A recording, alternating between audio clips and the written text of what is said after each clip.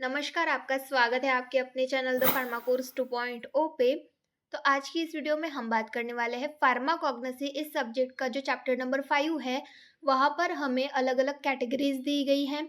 उनमें से drug acting on central nervous system, इस कैटेगरी के बारे में हम पढ़ रहे थे। इस कैटेगरी में दिए हुए ड्रग्स की स्टडी हम कर रहे थे। उनमें से belladonna, ephedra, Withania and hyoscyamus, in drugs की स्टडी हमने लास्ट कुछ वीडियो लेक्चर्स में की। अगर आपने वो नहीं देखे होंगे तो आप हमारे चैनल पर जाकर देख सकते हैं।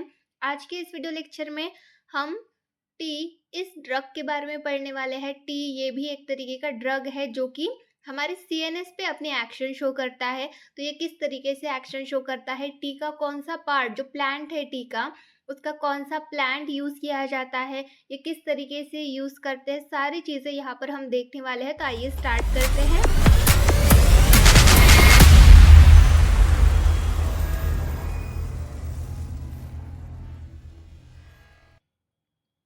टी, आप इमेज में देख सकते हैं। टी मतलब जो हम चाय के पत्ते बोलते हैं उनको हम टी बोलते हैं। तो ये जो पत्ते हैं ये यूज किए जाते हैं, आप इमेज में देख सकते हैं। इस तरीके के पत्ते होते हैं टी के। देन नेक्स्ट हम देखेंगे इसका बायोलॉजिकल सोर्स। बायोलॉजिकल सोर्स देखते हैं। It contains the prepared leaves and leaf buds of thea sinensis belonging to the family theaceae. तो ये किससे बना हुआ होता है, जो टी, ये जो ड्रग है ये किससे बना हुआ होता है, prepared leaves and leaf bird और लीव्स लिए जाते हैं और उनको प्रिपेयर किया जाता है। उनसे फिर मेडिसिन प्रिपेयर करते हैं। तो ये किस प्लांट से लिए जाते हैं, थियासाइनेसिस, इस प्लांट के लीव्स लिए जाते हैं जो कि थियासी इस फैमिली से बिलोंग करता है। तो इस तरीके से बायोलॉजिकल सोर्स हो गया टी का। देन नेक्स्ट हम देखेंगे इसका जियोग्राफिकल सोर्स। टी ये कहाँ पर पाया जाता है उसके बारे में देखेंगे। It is mainly cultivated in India. India में भी ये आसाम में कल्टिवेट किया जाता है। सिलोन, जापान एंड जावा, इन देशों में इसका कल्टीवेशन किया जाता है, यहाँ पर ये पाया जाता है। तो यहाँ पर हमने जियोग्राफिकल सोर्स देख लिया। देन नेक्स्ट हम देखेंगे इसका कल्टीवेशन और कलेक्शन किस तरीके से किया जाता है उसके बारे में। It is a slow growing evergreen shrub that grows to 4 metre.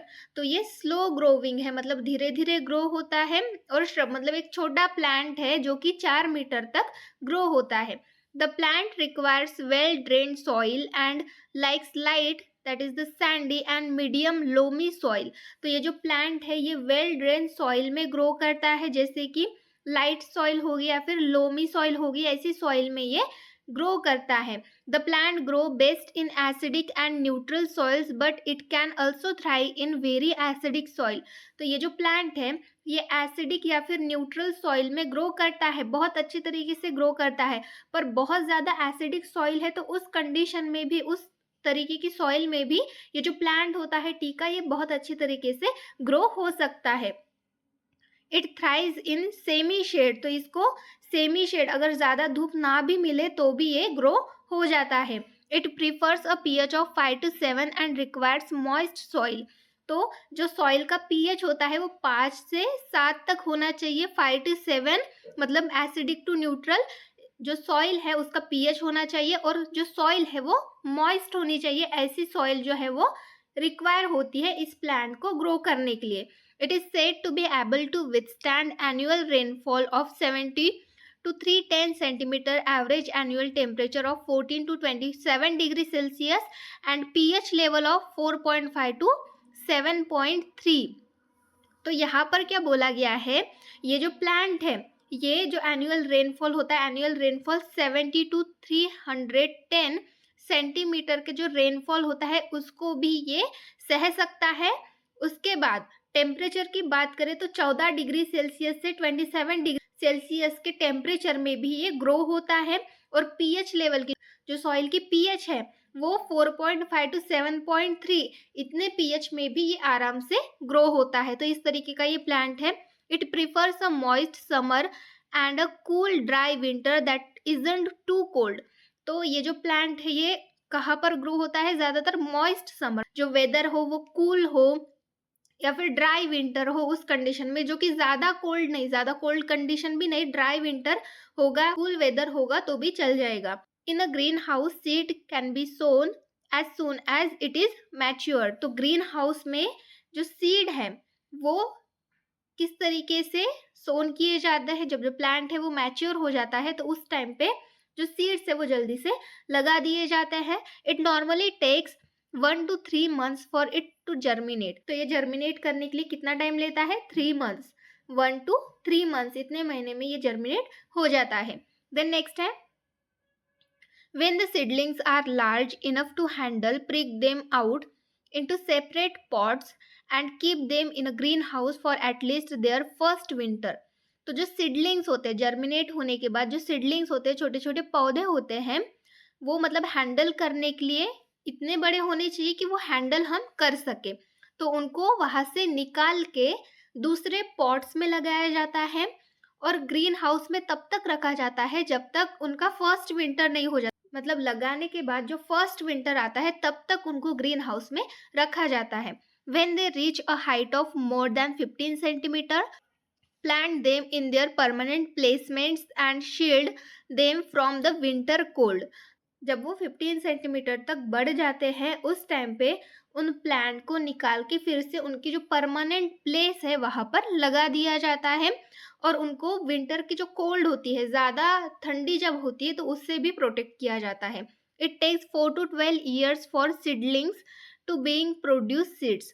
तो 4 से 12 साल लगते हैं जो प्लांट है उसको सीड प्रोड्यूस करने के लिए। तो इस तरीके की ये प्लांट होते हैं, इस तरीके से कल्टीवेशन किया जाता है इस प्लांट का।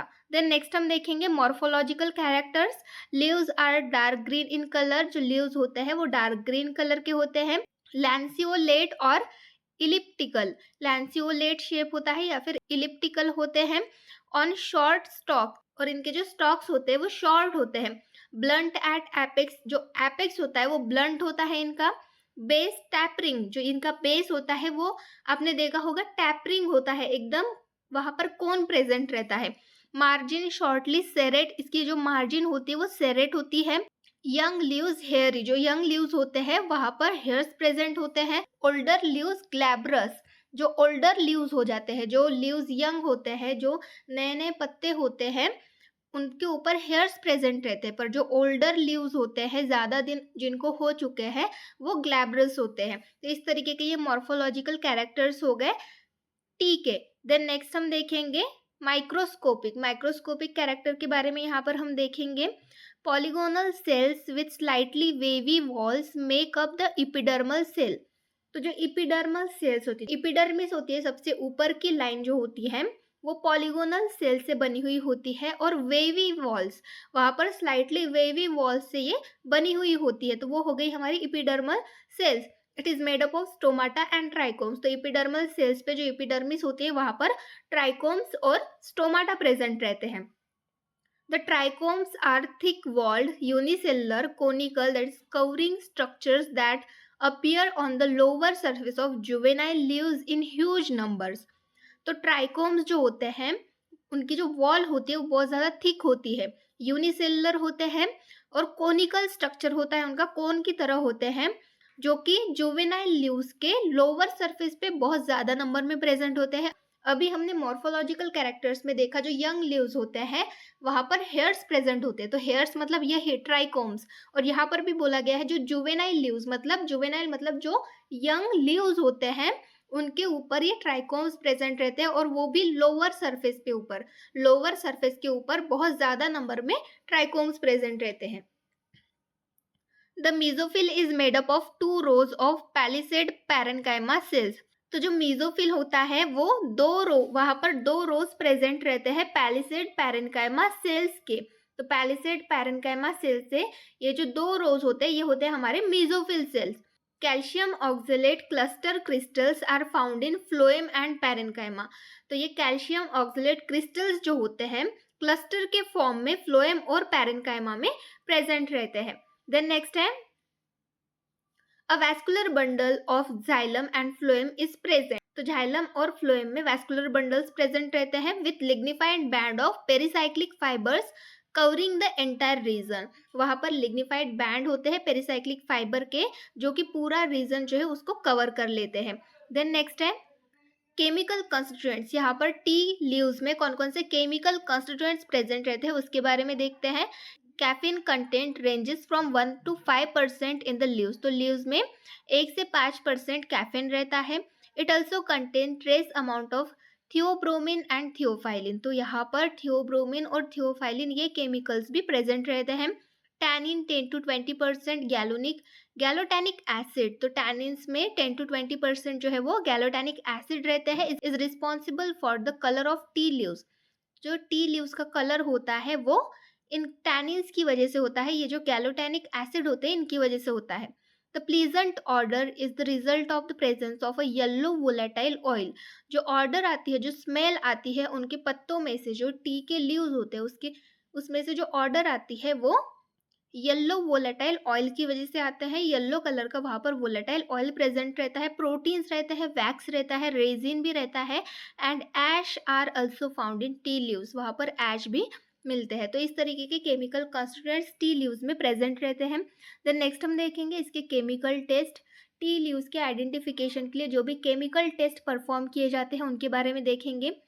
Caffeine and other purine alkaloids give murexide colour reaction, तो ये जो कैफीन और अदर जो प्यूरिन अल्कलॉइड्स होते हैं ये म्यूरेक्साइड कलर रिएक्शन को पॉजिटिव रिस्पॉन्स देते हैं। Caffeine is placed in petri dish with hydrochloric acid and potassium chlorate, तो कैफीन लिया जाता है, जो हमारा मेन ड्रग है कैफीन लिया जाता है, उसको एक पेट्री डिश में रखा जाता है, वहाँ पर हाइड्रोक्लोरिक एसिड ऐड किया जाता है और पोटेशियम क्लोरेट ऐड कर दिया जाता है। उसके बाद which is then heated until it is completely dry, उसको हीट किया जाता है, जो पेट्री डिश है उसको हीट किया जाता है, वहाँ पर हमारे क्या क्या प्रेजेंट है, कैफीन प्रेजेंट है, हाइड्रोक्लोरिक एसिड प्रेजेंट है और पोटेशियम क्लोरेट प्रेजेंट है, उनको हीट किया जाता है जब तक वो कम्प्लीटली ड्राई नहीं हो जाते। उसके बाद क्या होता है, exposing the residue to dilute ammonia vapours it gives a purple colour, ये जो रेसिड्यू, ये जो कम्प्लीटली ड्राई सब्सटेंस हमें मिलता है इसको डाइल्यूट अमोनिया वेपर्स के ऊपर रखा जाता है, वहाँ से वेपर्स जो है वो पास किए जाते हैं और वो उस टाइम पे पर्पल कलर देता है। जब डाइल्यूट अमोनिया के वेपर्स उसमें से पास होते हैं तो वो पर्पल कलर शो करता है। The purple colour vanish when fixed alkali is added, तो फिक्स्ड अल्कली जब हम उसमें ऐड करते हैं तो उस टाइम पे ये पर्पल कलर जो होता है ये चला जाता है। तो इस तरीके से ये टेस्ट होती है, जो कि ये जो टी लीव्स है ये पॉजिटिव, इसको पॉजिटिव रिस्पॉन्स देते हैं, इस तरीके से ये रिएक्शन होती है। देन नेक्स्ट है caffeine also produce white precipitate with tannic acid solution, तो टैनिक एसिड सोल्यूशन के साथ ये जो कैफीन है ये वाइट कलर का प्रेसिपिटेशन प्रोड्यूस करता है। तो इस तरीके से केमिकल टेस्ट हो गए कैफीन के आइडेंटिफिकेशन के लिए, टी लीव्स के आइडेंटिफिकेशन के लिए। देन नेक्स्ट हम देखेंगे इसकी uses. It is use as stimulant, astringent and also as diuretic, तो ये स्टिमुलेंट करके यूज़ किए जाते हैं, सीएनएस को स्टिमुलेट करते हैं, एस्ट्रिंजेंट करके यूज़ करते हैं और एज अ डायूरेटिक करके भी इसका यूज़ किया जाता है। तो इस तरीके से ये यूजेस हो गए टी लीव्स के।